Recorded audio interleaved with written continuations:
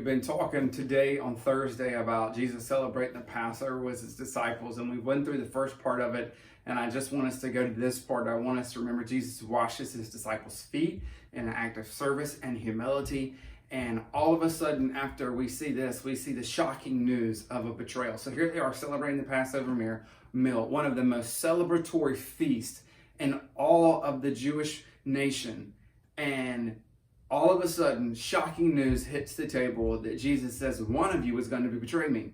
And all the disciples clamor up and they begin to speak loudly, is it me? Is it me?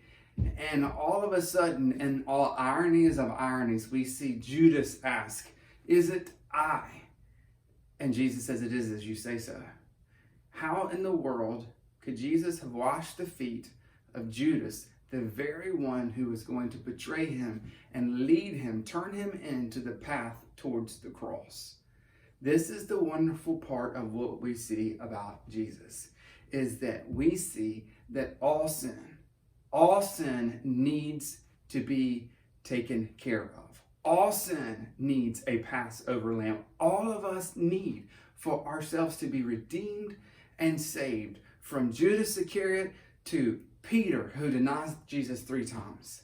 All of us have dark and sinful hearts. And Jesus is saying, by washing the feet, even of one who is going to betray him, he's saying, I am coming and I am going to take the penalty and the weight of all sin, because all sin needs to be paid for. And the wonderful thing that we see here is that Jesus does what we cannot do for ourselves. What an act of unbelievable servitude to wash the feet of the person who is going to utterly betray you.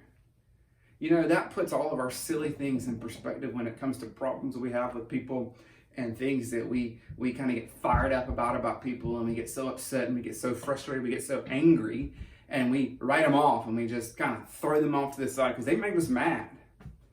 But Jesus washed the feet of the man who was going to give him over to the people who were going to take him to the cross. If Jesus can wash his feet, then we should be able to serve our enemies. What a wonderful reminder that even in the midst of shocking betrayal, sin needs to be paid for.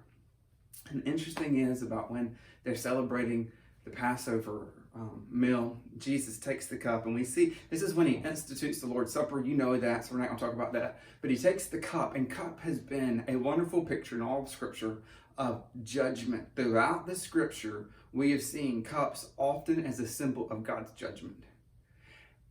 And Jesus picks up the cup of God's judgments and said, this is my blood, which is going to be poured out for you. I am going to take the judgment that you deserve, and I am going to redeem you. Wow. How amazing is it that Jesus does that for us? He redeems us. He takes the judgment for our sin that should be ours, and he pours himself out so that we can be saved.